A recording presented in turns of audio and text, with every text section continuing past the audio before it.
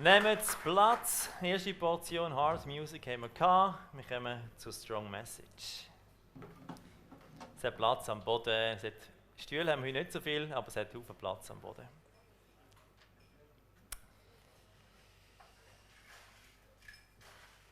Ist Metal Kunst?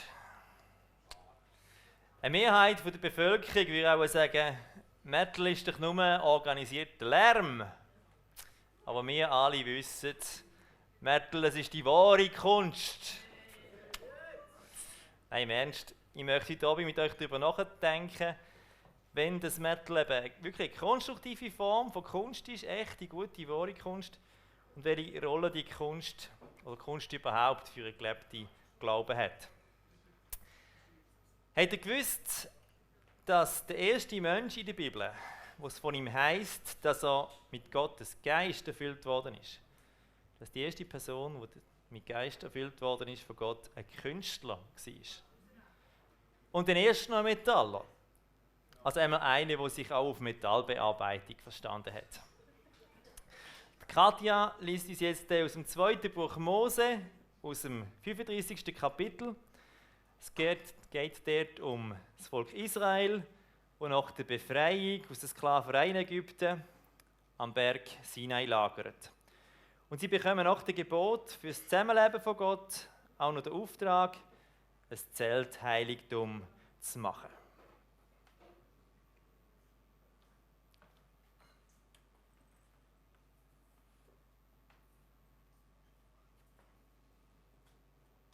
Seht, der Herr hat Bezalel berufen. Er kommt aus dem Stamm Juda und ist der Sohn des Uri und Enkel von Hur. Gott hat ihn mit seinem Geist erfüllt.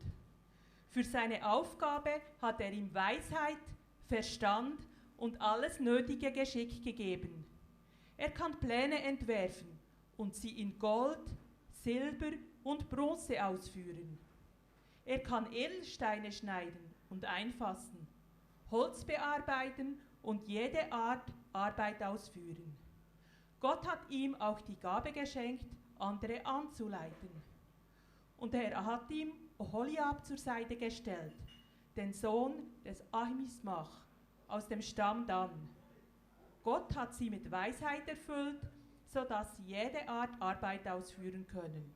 Als Kunsthandwerker, Kunstweber und Stricker, die violette, purpurrote und karmesinrote Wolle und feines Leiden verarbeiten. Sie können kunstreiche Entwürfe entsinnen. Merci vielmals. Ja, der erste geisterfüllte Mensch in der Bibel war ein Künstler, ein Metaller. Es wird hier sichtbar, Kreativität ist ein Geschenk von Gott. So kreativ, ästhetisch tätig zu sein, das ist eine hohe Berufung. Gott erfüllt Künstler mit seinem Geist, damit sie kreativ, ästhetisch tätig sein können.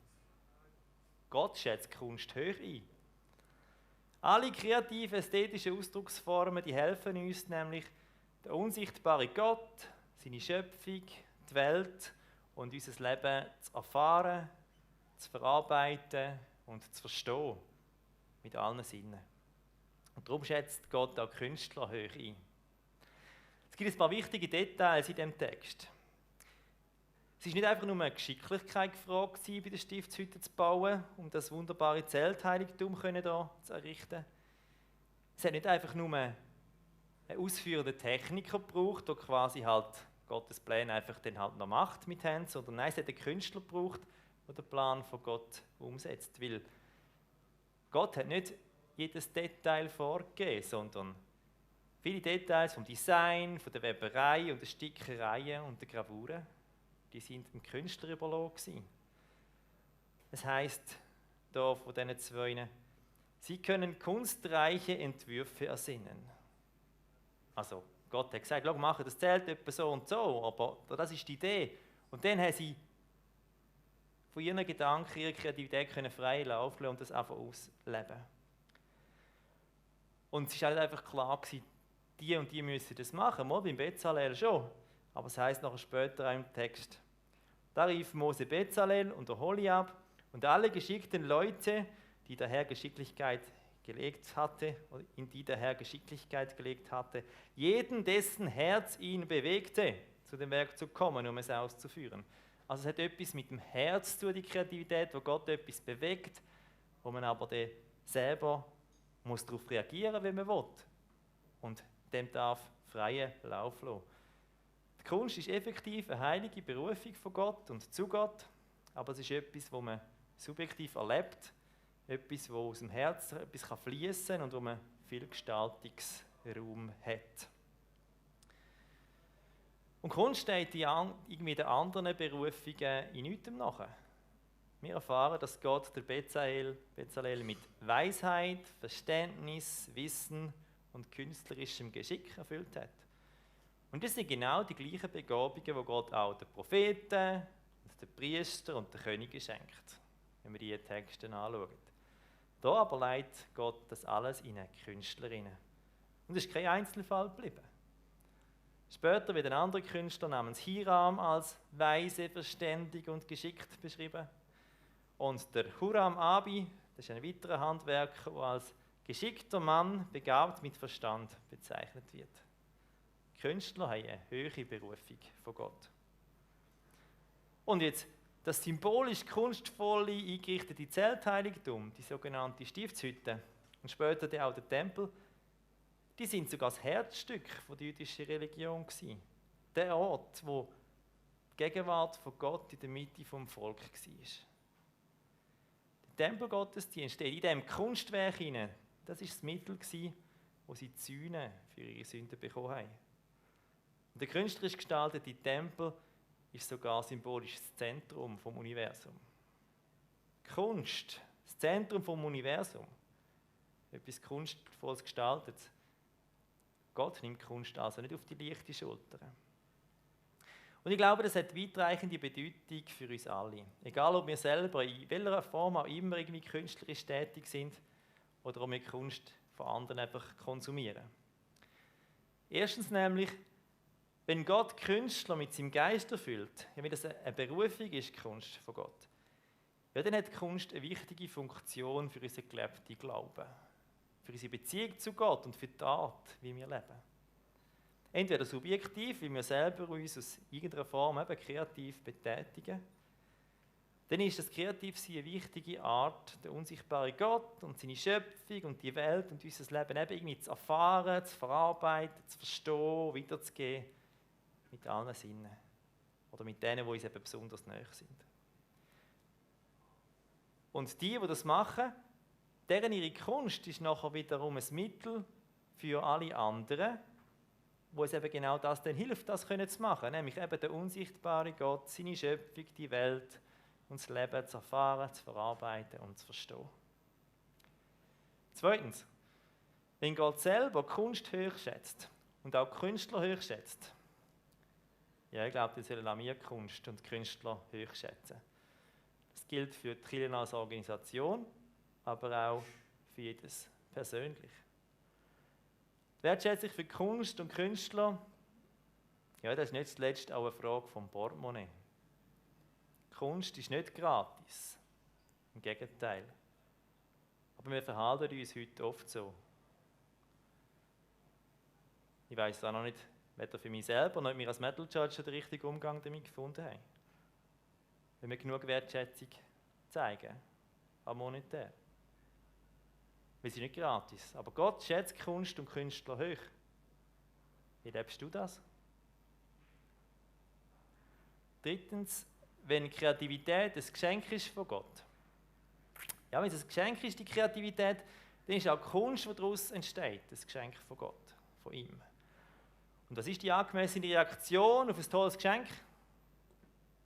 Genau, Dankbarkeit dem Schenkenden gegenüber, das Feiern vom Leben. Wie der Künstler im Prozess vom kreativ tätig sein, Gott sein Herz als ein Opfer soll hingeben, genau, sollen wir anderen beim Eintauchen in die Kunst unser Herz dankbar Gott hingeben und ihn als Schöpfer feiern.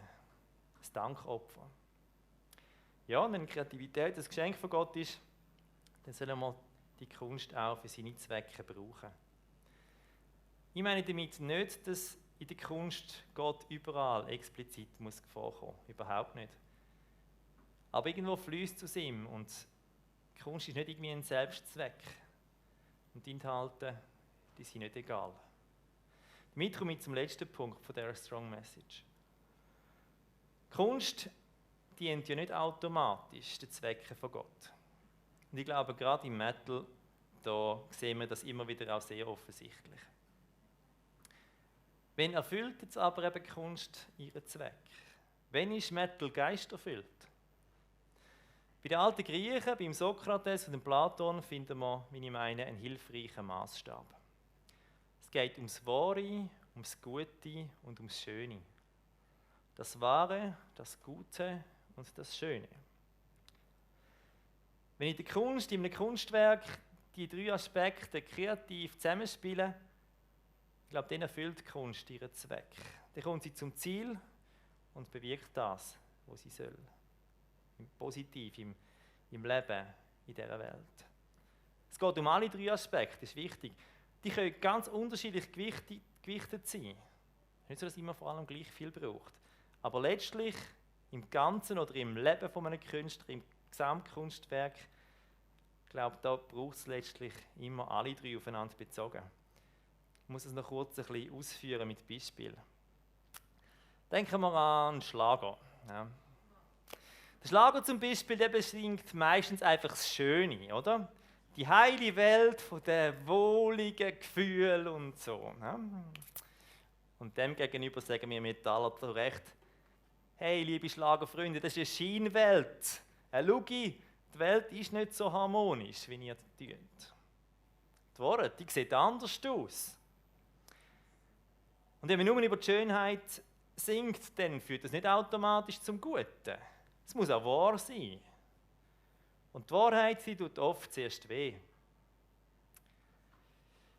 Umgekehrt sagen uns vielleicht Schlagerfreunde zu Recht, bei vielen Metal-Songs, ja, ihr beschreibt zwar die Welt mit allen Abgründen. Es geht euch um die Wahrheit. Aber damit zelebriert ihr nur das Böse und das Chaos, das Gegenteil vom Guten und Schönen. Ihr bleibt stecken im düsteren Sumpf. Es muss nicht immer alles ausgewogen sein, schon gar nicht in jedem einzelnen Song oder jedem sonstigen Kunstwerk. Ich denke aber trotzdem, dass die Trias vom Wahren, Schönen und Guten ein griffiger, hilfreicher, guter Raster ist, um zu prüfen, ob ich als Künstler oder als Kunstkonsument auf einem lebensdienlichen Weg bin.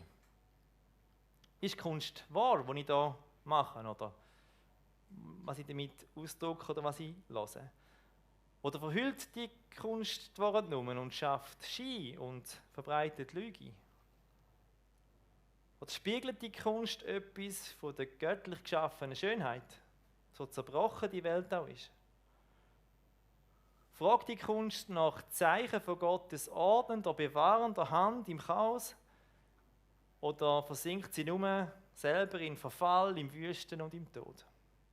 Zielt die Kunst letztlich aufs Gute? Oder zelebriert sie die Herrschaft vom Bösen? Das wären für mich die entscheidenden Fragen zum Prüfen. Fassen wir noch einmal zusammen. Kreativität ist ein Geschenk von Gott. Kreativ, ästhetisch tätig zu sein, das ist eine hohe Berufung. Nutzen sie. Gott erfüllt die Künstler mit seinem Geist, um das zu machen. Gott schätzt Kunst hoch und er schätzt Künstler hoch. Alles das kreative, ästhetische, alle Ausdrucksformen, die helfen uns, den unsichtbaren Gott, seine Schöpfung, die Welt und unser Leben zu erfahren, zu verarbeiten und zu verstehen. Mit all unseren Sinnen. Und das ist gut.